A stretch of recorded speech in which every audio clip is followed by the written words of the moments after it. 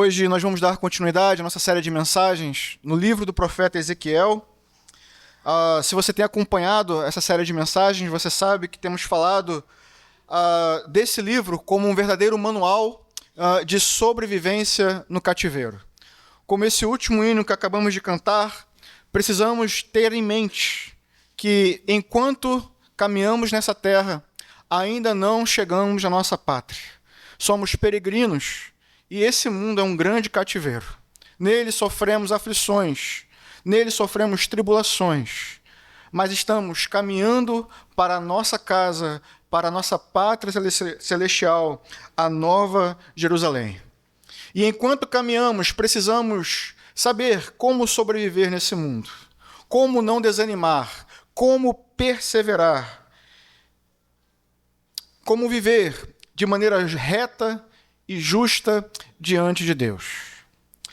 Nosso irmão Felipe abriu o culto de hoje falando sobre um resumo da lei. Quando Jesus, ensinando sobre isso, falou que a lei se resume em amar a Deus acima de todas as coisas e amar o próximo como a si mesmo. Hoje pela manhã eu tive um vislumbre do que é o amor entre irmãos. Acordei cedo, na verdade, né? Mas ainda assim me atrasei no horário de sair de casa. Graças a Deus consegui chegar a tempo, mas vim junto com a minha família ali no carro. No caminho recebemos a nossa irmã Fernanda e ela veio contando, irmãos, um relato de uma viagem tenebrosa que ela fez aí junto com os nossos irmãos Carla e Schwenger.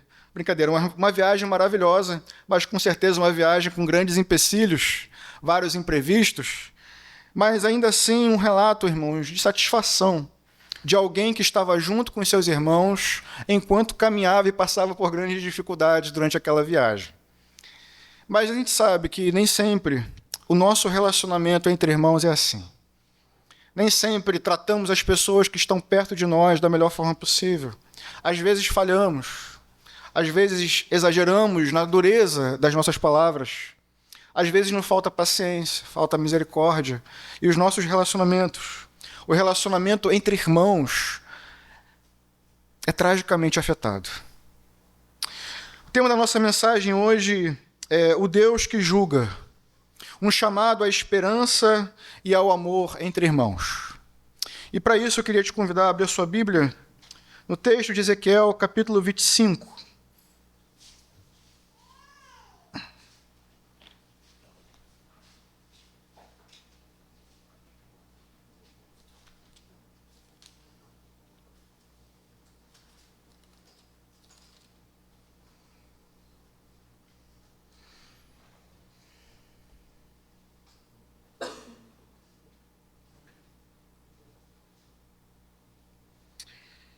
A partir do verso 1, diz assim: Esta palavra do Senhor veio a mim. Filho do homem, vire o rosto contra os amonitas e profetize contra eles. Diga-lhes: ouçam a palavra do soberano, o Senhor. Assim diz o soberano Senhor. Visto que vocês exclamaram: quando o meu santuário foi profanado, quando a terra de Israel foi arrasada, e quando a nação de Judá foi para o exílio, vou entregá-los como propriedade do povo do Oriente. Eles instalarão seus acampamentos e armarão suas tendas no meio de vocês. Comerão suas frutas e beberão seu leite. Farei de Rabar um cercado para camelos e de Amon um local de descanso para ovelhas. Então vocês saberão que eu sou o Senhor. Porque assim diz o soberano Senhor: visto que vocês bateram palmas, pularam de alegria com o coração cheio de maldade contra Israel, por essa razão estenderei o meu braço contra vocês e os darei às nações como despojo. Eliminarei vocês do meio das nações e os exterminarei do meio dos povos. Eu os destruirei e vocês saberão que eu sou o Senhor. Assim diz o soberano, o Senhor. Uma vez que Moabe e Seir disseram: vejam, A nação de Judá tornou-se como todas as outras nações. Por essa razão, abrirei o flanco de Moabe, começando por suas cidades fronteiriças, Bet-Gesimote, Baal-Meon e Kiriataim, que são a glória desta terra. Darei Moabe e os amonitas como propriedade ao povo do Oriente. Os amonitas não serão lembrados entre as nações, e os moabitas trarei castigo. Eles saberão que eu sou o Senhor. Assim diz o soberano Senhor, visto que Edom vingou-se da nação de Judá, e com isso trouxe grande culpa sobre si. Assim diz o soberano Senhor, estenderei o braço contra Edom, matarei os seus homens e os seus animais. Eu o arrasarei, e desde Temã até Dedã lhes cairão a espada. Eu me vingarei de Edom pelas mãos de Israel, o meu povo, e este lidará com Edom de acordo com a minha ira e a minha indignação. Edom conhecerá a minha vingança, palavra do soberano Senhor. Agora, por gentileza, abra sua Bíblia ainda no profeta Ezequiel, capítulo 28. A partir do verso de número 24, diz assim: Israel não terá mais vizinhos maldosos, agindo como roseiras bravas, dolorosas e espinhos pontudos, pois eles saberão que eu sou o soberano, o Senhor. Assim diz o soberano Senhor, quando eu reunir Israel dentre as nações nas quais foi espalhado, eu me mostrarei santo entre eles à vista das nações. Então eles viverão em sua própria terra, a qual dei ao meu servo Jacó. Eles viverão ali seguros, em segurança. Construirão casas e plantarão vinhas. Viverão em segurança quando eu castigar todos os seus vizinhos que lhe fizeram mal. Então eles saberão que eu sou o Senhor, o seu Deus.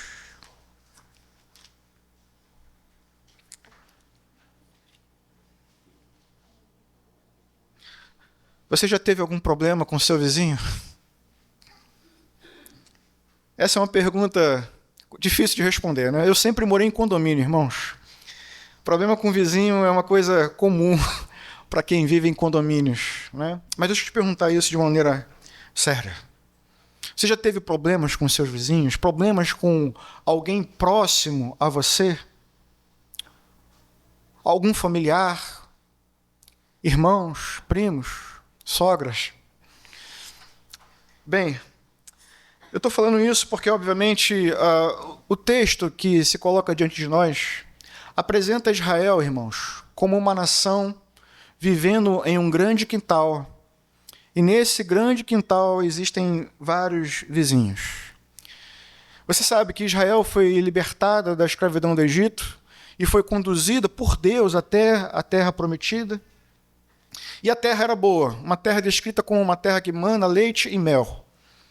Mas os vizinhos eram vizinhos complicados. Quando a gente olha para a história de Israel, a gente vê que foram muitos os embates, muitos os problemas que o povo de Deus teve com os seus vizinhos. A relação sempre foi uma relação muito difícil. E o problema, irmãos, é que quando Israel se afastou dos caminhos do Senhor, quando Deus decidiu disciplinar o seu povo, trazer juízo, quando Deus levantou a Babilônia veio, destruiu as muralhas, destruiu o templo, sequestrou pessoas e levou para a Babilônia. O problema foi que essas nações, ao verem essa tragédia, elas se alegraram com isso.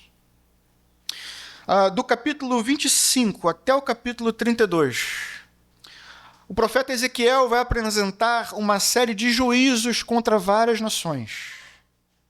E nós vamos ver isso provavelmente nesse domingo e no próximo. Mas aqui no capítulo 25, o texto enfatiza 3 grandes nações: os amonitas, os edomitas, os amonitas, os moabitas e, por fim, os edomitas. E essas 3 nações, irmãos, elas têm uma grande importância na história de Israel. Eu não sei se você sabe disso, mas esses 3 povos na verdade, eram parentes de Israel. Eram nações que tinham relação de sangue com Israel. Os amonitas e os moabitas eram descendentes de Ló. E Ló era sobrinho de Abraão. Portanto, o que nós temos aqui é uma relação entre tio e sobrinhos, vamos dizer assim. Da mesma forma, Edom. Edom é descendente de Esaú, que era irmão de Jacó. Portanto, a relação de Israel com os edomitas é a relação de irmãos. E o ponto que o texto tem trazido para a gente, já a partir da leitura, é que quando essas nações viram a desgraça, a ruína de Jerusalém, eles deveriam ter tido que tipo, irmãos, de ação? Qual é o tipo de ação esperada quando vemos nossos irmãos serem atacados? Imagine um quintal, irmãos. Um quintal com várias casas de família. E de repente um estranho vem e invade o terreno, invade uma casa, rouba os bens, trata com violência uma determinada casa e sequestra as pessoas. Qual deveria ser a reação dos parentes?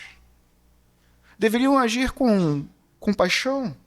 Deveriam agir com empatia? Deveriam talvez até mesmo lutar contra o invasor? Mas quando o texto nos mostra a reação dessas nações, nos mostra um povo que festeja e alegre diante da desgraça de Jerusalém, diante da desgraça de Judá.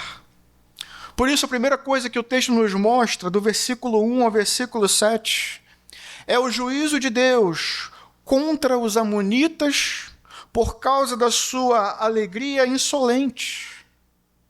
Veja mais uma vez o versículo 3, o que diz. O texto diz que eles comemoraram, eles exclamaram: olha aí! Fizeram isso, irmãos, quando o santuário de Deus foi profanado. Fizeram isso quando a terra de Israel foi arrasada. No versículo 6 diz que eles bateram palmas. Pularam de alegria, com o coração cheio de maldade, quando Israel estava sendo atacado, irmãos. E, bem, vejam só. Além deles se alegrarem com a ruína dos seus parentes, eles não pararam por aí. Se a gente avançar um pouquinho na história, anos à frente, e olharmos para o momento onde Israel, os judeus voltam para a terra prometida, nós vamos ver algo impressionante.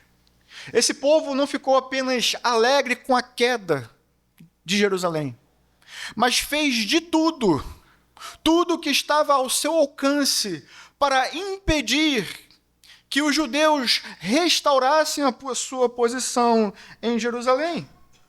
O texto de Neemias 2, a partir do versículo 10, mostra isso. Eles, ao saberem que haviam pessoas apoiando Israel, apoiando a reconstrução de Jerusalém, eles se levantaram, tentaram desanimar a reconstrução dos muros. Depois tentaram pegar em armas contra os judeus. Essas pessoas, os edomitas, não apenas se alegraram com a queda, mas fizeram de tudo para impedir a restauração daqueles que estavam caídos. Esse é o pecado dos edomitas. Em segundo lugar, o texto avança e mostra para a gente o juízo de Deus contra os moabitas por causa da sua difamação. Eles disseram, no versículo 8, vejam, a nação de Judá tornou-se como todas as outras nações. Irmãos, os moabitas, prestem atenção no que eles estão fazendo. Além de terem se alegrado com a tragédia, espalharam a notícia. Além de terem se alegrado com a queda, difamaram aqueles que tinham caído. É isso que o texto nos mostra. eles se recusavam a olhar para o povo judeu como um povo de Deus. Se recusavam a olhar para Israel como uma nação eleita de Deus. Como quem diz, está vendo aí? Eles não têm nada de especial. Eles não são diferentes de nós, eles são como todos os outros povos. E ao fazer isso, irmãos, eles estavam difamando a reputação desse povo, que é sim povo de Deus. Só que isso não era a primeira vez que estava acontecendo. Se a gente voltar lá atrás, no tempo de Moisés, nós já vamos perceber ali a conduta depravada desse povo. Eu não sei se você lembra disso, mas foram os moabitas que contrataram Balaão, o profeta Balaão, para amaldiçoar o povo de Deus. Foram os moabitas que tentaram seduzir o povo de Deus e fazer o povo de Deus pecar contra Deus. Mas vocês lembram qual foi a resposta de Balaão para eles? Números, capítulo 23, versículo 8 diz assim: como posso amaldiçoar a quem Deus não amaldiçoou? Como posso pronunciar ameaças contra quem o Senhor não quis ameaçar? Depois ele diz lá no final do verso 9: vejo um povo que vive separado e não será reputado como qualquer nação. Esse texto, em Números, assim como Êxodo 19, Levíticos 20, mostra que sim, irmãos, Deus elegeu esse povo e trabalhou com esse povo. E é claro, não era um povo perfeito, mas estes homens estavam tentando se aproveitar das fraquezas desse povo, dos erros desse povo. Estavam apontando para eles, estavam dizendo: vocês não são povo especial, vocês não pertencem ao povo de Deus, isso não existe. Vocês são como todos nós, vocês são como todos os outros. E isso, irmãos, é algo grave. Apontar para um filho de Deus e dizer que ele não é filho de Deus. Apontar para o povo de Deus e dizer que eles não são um povo de Deus. Percebam, a reputação que o povo de Deus carrega é também um testemunho a respeito de Deus. É um testemunho de que o povo de Deus dá ao mundo, para que o mundo saiba quem é Deus. Esse é o peso da reputação da igreja. Esse é o peso de um irmão. O testemunho dele testemunha a respeito de quem é Deus, de como ele é. Vejam, por exemplo, a história de Raabe, que vimos semana passada. E eu peço que mais uma vez você abra a sua Bíblia para ver o testemunho que se encontra ali. Josué capítulo 2, a partir do verso 9.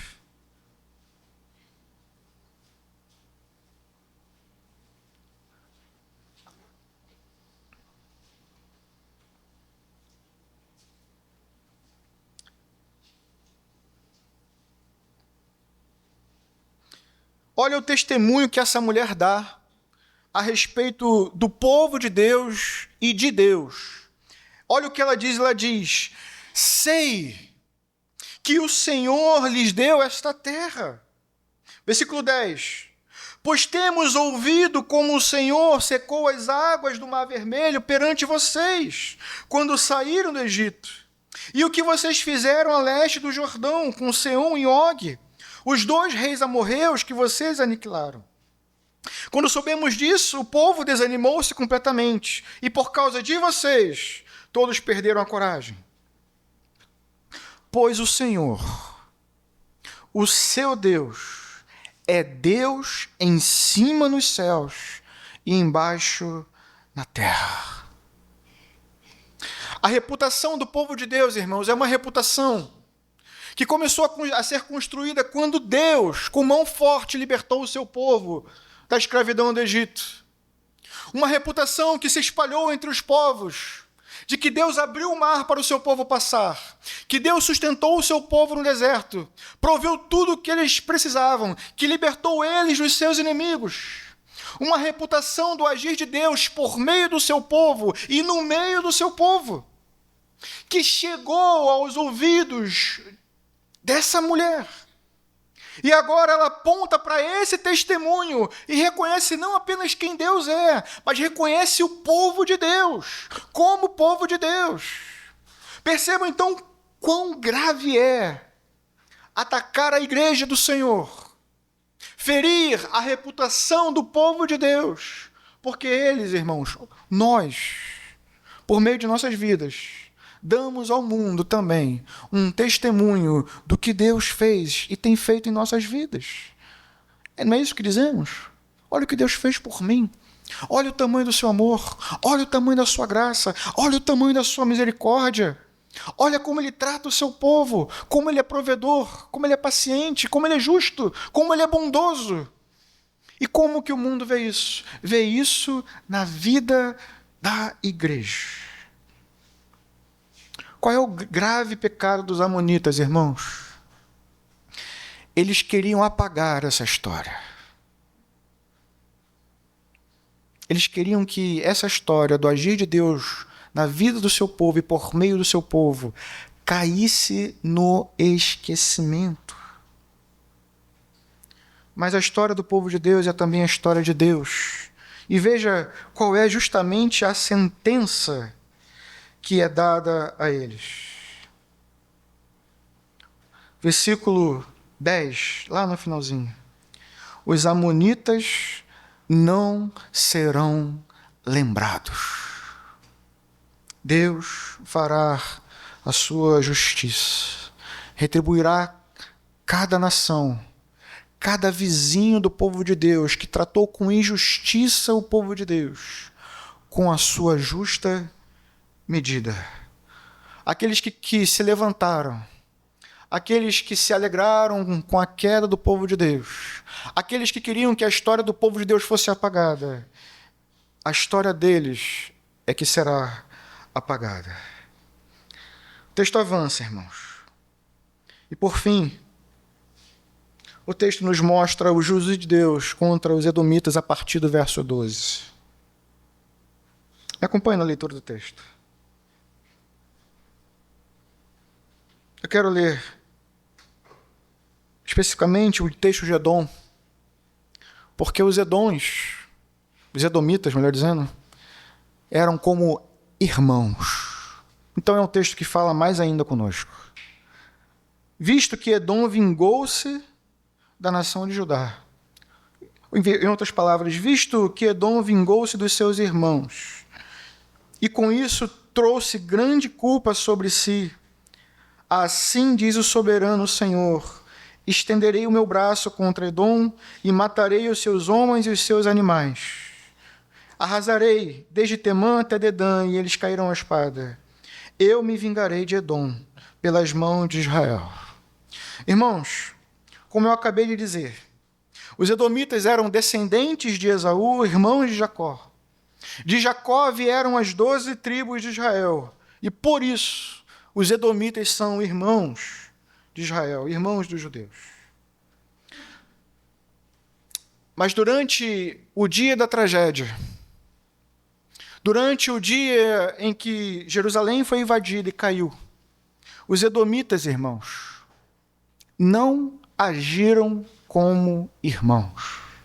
O texto aqui não explica para a gente o que eles fizeram, mas para que você entenda o tamanho da gravidade que é agir contra o seu irmão, eu queria que você soubesse de uma coisa.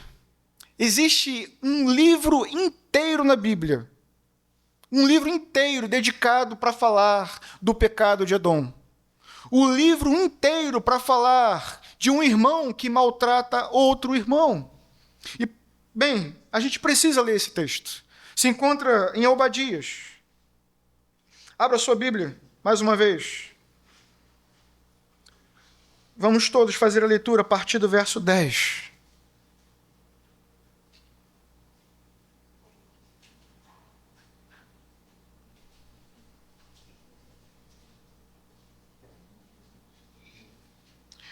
Vejam qual é a resposta de Deus contra os edomitas que agiram contra os seus irmãos judeus. O texto diz, acharam? Difícil, né? Eu não menti, é um livro inteiro, mas ele não é muito grande. Mas a mensagem é dura. Preste bem atenção nisso. Fala de nós. Fala do nosso relacionamento como igreja. Fala como tratamos aqueles que Deus escolheu, elegeu e tem cuidado. Por causa da violenta matança que você fez contra o seu irmão Jacó, você será coberto de vergonha e eliminado para sempre. No dia em que você ficou por perto, quando estrangeiros roubaram bens dele, e estranhos entraram por suas portas e lançaram sortes sobre Jerusalém, você fez exatamente como eles. Você não devia ter olhado com satisfação o dia da desgraça de seu irmão, nem ter se alegrado com a destruição do povo de Judá. Não devia ter falado com arrogância no dia da sua aflição. Não devia ter entrado pelas portas do meu povo no dia da sua calamidade. Nem devia ter ficado alegre com o sofrimento dele no dia da sua ruína. Nem ter roubado a riqueza dele no dia da sua desgraça. Não devia ter esperado nas encruzilhadas para matar os que conseguiam escapar, nem ter entregado os sobreviventes no dia da sua aflição. Pois o dia do Senhor está próximo para todas as nações. Como você fez, assim lhe será feito. A maldade que você praticou recairá sobre você. Edom, irmãos, irmão do povo, fez uma aliança com os inimigos do povo de Deus e trabalhou contra o povo de Deus. Não apenas se alegrou, mas trabalhou para ver a ruína e a destruição do seu próprio irmão. Acho que não preciso falar muito especificamente sobre o texto de Obadias. O texto é muito claro. O que precisamos fazer e faremos nesse momento agora é pensar sobre a nossa conduta como povo de Deus. E a primeira pergunta que eu quero te fazer, depois de ler Ezequiel capítulo 25, o que eu quero que você pense é: o que fazer? Como reagir?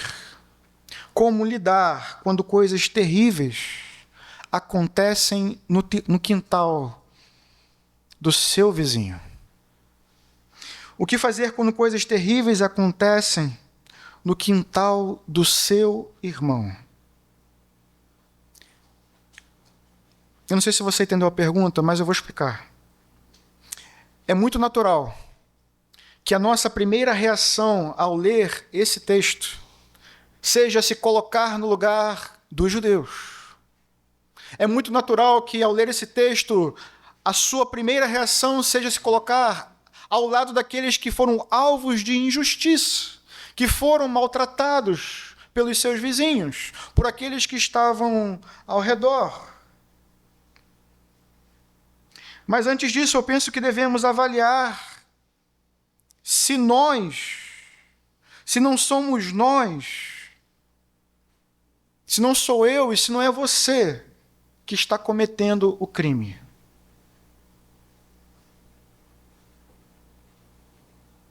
É difícil imaginar que um cristão seja capaz de se alegrar com a ruína de alguém.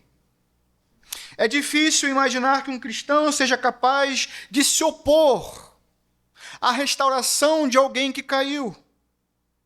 É difícil imaginar que um cristão seja capaz de espalhar falsas notícias e difamar o seu próximo.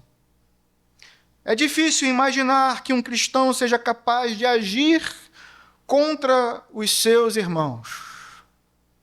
Mas, infelizmente, Às vezes, coisas terríveis acontecem no quintal do nosso irmão e nós reagimos assim. Precisamos pesar nossas ações. Algumas perguntas para nossa reflexão. Como que você reage ao ver a desgraça na vida do seu próximo? Como que você reage ao ouvir que alguém caiu em pecado? Como que você reage ao saber que alguém se desviou dos caminhos do Senhor? Que uma família está se separando? Que o seu irmão perdeu o emprego?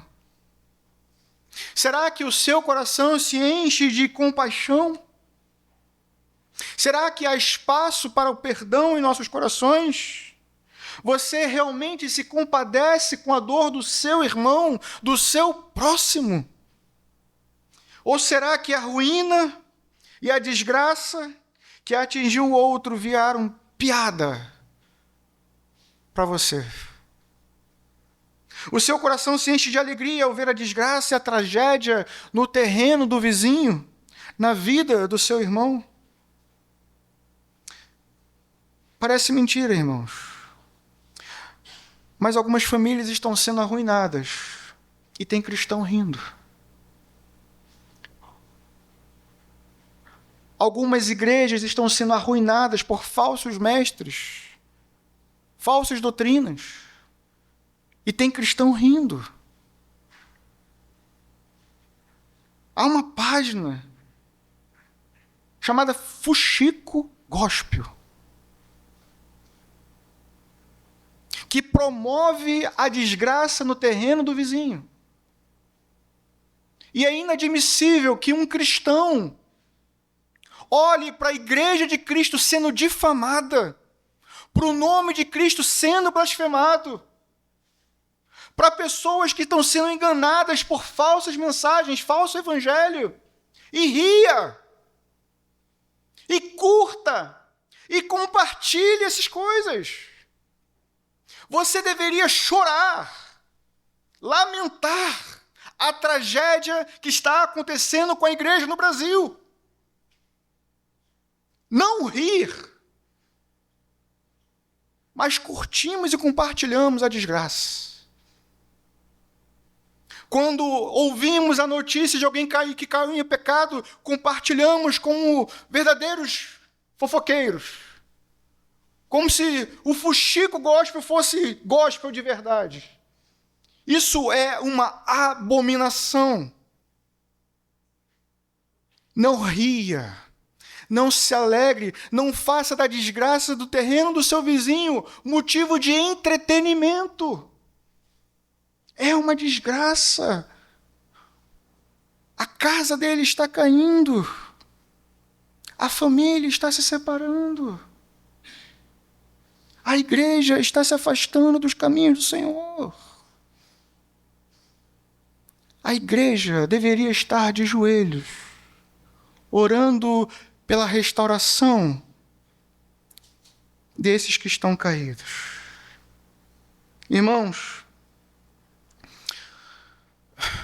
nós não fomos chamados para agir como os amonitas. Nós somos daqueles que trabalham para ver a restauração do perdido. Nós somos daqueles que trabalham para ver a restauração daqueles que se desviaram. Nossa alegria não está em ver o pecador caído por causa do seu pecado. Está em ver o pecador caído aos pés da cruz de Cristo. Aonde há perdão, aonde há graça, aonde há misericórdia. Isso deve alegrar o seu coração. É nisso que deve estar a nossa alegria, o nosso desejo, o nosso bater de palmas. Festejar quando o céu está em festa e lamentar quando o juízo de Deus está descendo sobre aqueles que se afastaram do Senhor. Devemos aprender, irmãos, a amar como Cristo ama e estender a mão daquele que está caído. Nós também não fomos chamados para agir como os moabitas, irmãos. Se alegrar com a queda de um irmão e espalhar a notícia é coisa de moabita. Menosprezar um irmão sem qualquer temor e tratar ele como se ele não fosse povo de Deus é coisa de moabita. Se alegrar ao ver escândalos no meio do povo de Deus é coisa de moabita. E eu não quero ouvir piadas nessa igreja de um chamando o outro de moabita. Haja como um filho de Deus e pare de imitar o pecado das outras nações. Existe uma guerra sendo travada no nosso quintal. Você precisa saber se você é parte desse povo ou se você está do outro lado. Você também certamente não foi chamado para agir como um edomita, como alguém que se alia ao exército inimigo, como alguém que deseja ver a queda do seu irmão, como alguém que trabalha para ver a ruína dele, que fica à espreita esperando o dia da sua desgraça. Esse não era o nosso chamado, irmãos. Vejam só como é que nós fazemos isso. Como é que você pode trabalhar do lado do inimigo, apesar de ser irmão? Quando você coloca pedras de tropeço no caminho dele. Vou citar algumas coisas. Quando você incentiva o seu irmão, por exemplo, a abandonar os cultos, dizendo que isso não é nada demais. Quando você chama o seu irmão para fazer atividades no dia do culto. Quando a igreja de Deus está reunida no dia do Senhor. Este é o lugar que você deve estar. Você precisa ter zelo pelos seus irmãos, zelo pela sua família, zelo pelo seu marido, antes de chamar ele para a praia, zelo pela sua esposa, antes de levá-la ao parque, zelo pelos seus filhos. Não existe outro lugar para estar, salvo a necessidade, irmãos, a não ser na casa do Senhor, no dia do Senhor. Você não sabe qual é o estado espiritual do seu irmão. Ele está lutando, ele está em guerra. E nós não podemos ser aqueles que vão colocar uma pedra de tropeço para ele. Dar ele uma alternativa e dizer que não é essencial. Que você não precisa estar nos cultos. Que você pode faltar hoje, mas pode outro dia. Irmãos nossos não ceiam há muito tempo.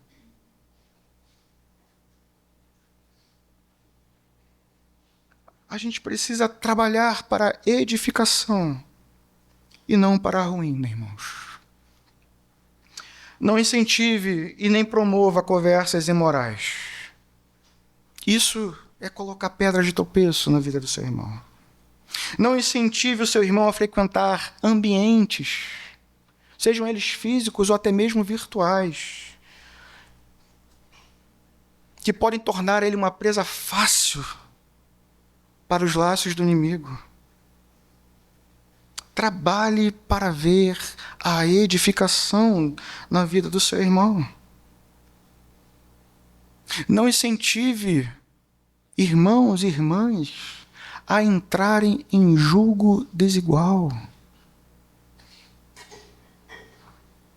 Não incentive.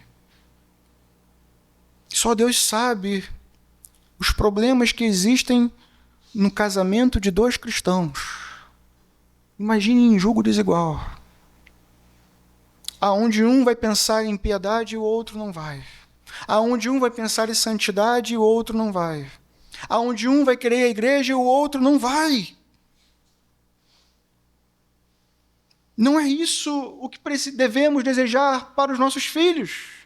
Não é isso o que devemos desejar para o nosso irmão ou para a nossa irmã. Casamento é difícil, irmãos. Muito difícil. Rebeca sabe.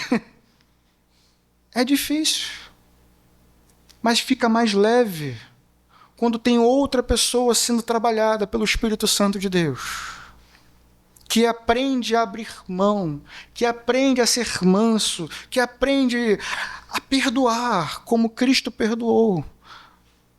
Fica mais fácil. Não coloque essa pedra de tropeço na vida dos seus irmãos. Trabalhe para ver a edificação e não a ruína. Entenda isso, seus irmãos estão lutando. Então cabe a nós agir com prudência, agir com sabedoria. Precisamos cuidar dos nossos irmãos. Precisamos cuidar dos feridos. Precisamos fortalecer os cansados. Pare hoje de imitar a conduta de outros povos que não pertencem a este arraial, o arraial dos santos. Nas Escrituras, eu e você não somos chamados de amonitas, não somos chamados de moabitas, não somos chamados de edomitas. Nós somos chamados de Israel de Deus. Lute pelo Israel de Deus. E para falar disso, irmãos, não existe melhor exemplo do que o nosso Senhor Jesus. Abra sua Bíblia em Lucas 10.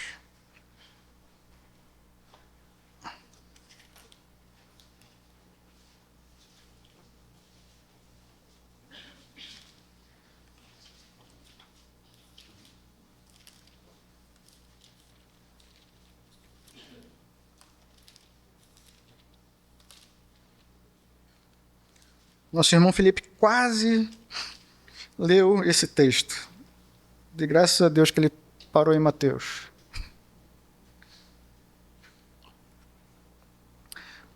Nesse texto, Jesus conta uma parábola. A parábola do bom samaritano. E ele conta essa parábola, irmãos, para responder uma pergunta muito importante. Se é verdade, e é verdade, que a lei de Deus se resume em amar a Deus acima de todas as coisas e amar o próximo como a si mesmo, devemos perguntar: quem é o nosso próximo? Jesus responde. Versículo 30 diz assim: em resposta, Jesus disse: um homem descia de Jerusalém para Jericó, quando caiu nas mãos de assaltantes. Estes lhe tiraram as roupas, espancaram-no e se foram, deixando-o quase morto. Aconteceu estar descendo pela mesma estrada um sacerdote. Quando viu o homem, passou pelo outro lado. E assim também um levita. Quando chegou ao lugar e o viu, passou pelo outro lado. Mas um samaritano, estando de viagem, chegou onde se encontrava o homem e, quando o viu, teve piedade dele. Aproximou-se e enfaixou-lhes as feridas, derramando nelas vinho e óleo. Depois colocou sobre o seu próprio animal, levou-o para uma hospedaria e cuidou dele. No dia seguinte, deu 2 denários ao hospedeiro e lhe disse: cuide dele. Quando eu voltar, lhe pagarei todas as despesas que você tiver. Então Jesus perguntou: qual destes 3 você acha que foi o próximo do homem que caiu nas mãos de assaltantes? Aquele que teve misericórdia, respondeu o perito na lei. Jesus lhe disse: vá e faça o mesmo. Irmãos, eu tenho certeza que todos nós conhecemos essa história. De cor. As nossas crianças provavelmente conhecem essa história. De cor. E Jesus conta essa história de uma maneira muito sábia, para ilustrar o tipo de comportamento, de atitude, que é esperada pelo povo de Deus. Porque, irmãos, Ninguém melhor do que o povo de Deus para dizer o que significa amor. Porque aqui está aqueles que conhecem aquele que é amor e que deu provas do que é o verdadeiro amor. Então vejam aqui a história que Jesus conta. Um homem caído e ferido, passa um religioso e não faz nada. Passa um levita, não faz nada. E então um samaritano, um homem que era desprezado por todos, os judeus, ele age como um verdadeiro irmão. Ele se aproxima, ele se importa, diz o texto, ele tem compaixão, ele toca nas feridas, ele trata, ele coloca sobre o seu animal, ele transporta esse homem, ele paga o preço para ver aquele moribundo de pé outra vez. Irmãos, o maior exemplo do que significa amar o próximo vem de Cristo.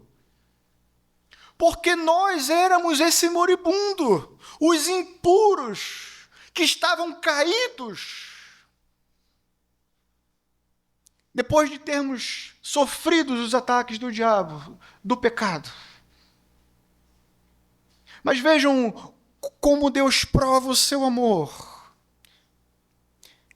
Ele que estava longe, no seu reino, se fez próximo. Ele veio até nós, como um homem, como nós.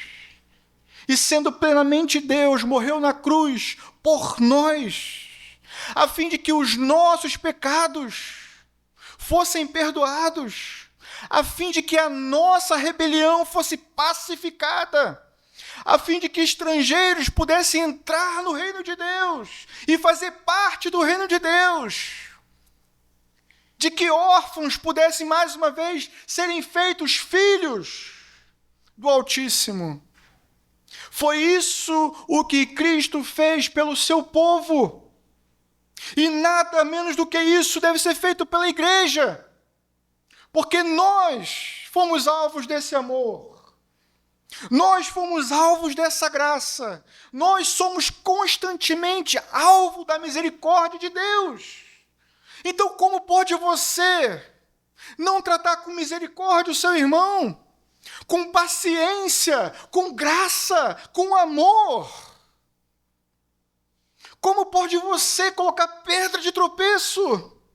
Como pode você se alegrar com a ruína dele? Examine o seu coração. Talvez você ainda não faça parte desse povo. Talvez você seja um babilônio infiltrado no meio da igreja. Então examine o seu coração. E veja se estamos agindo uns com os outros da maneira correta. Não é possível que o nosso vizinho esteja tendo uma guerra e nós estejamos fazendo festa.